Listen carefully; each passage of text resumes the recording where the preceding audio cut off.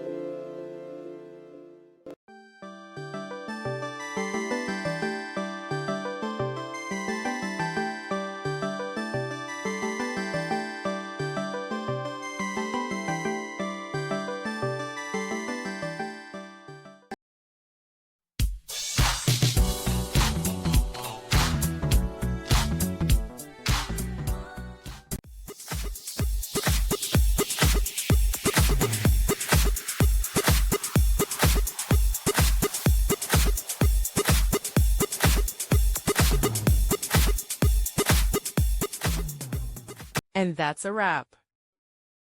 I hope you found the answer you were looking for. If you did, take a second to hit that subscribe button. It really helps out. And let me know in the comments which solution worked best for you.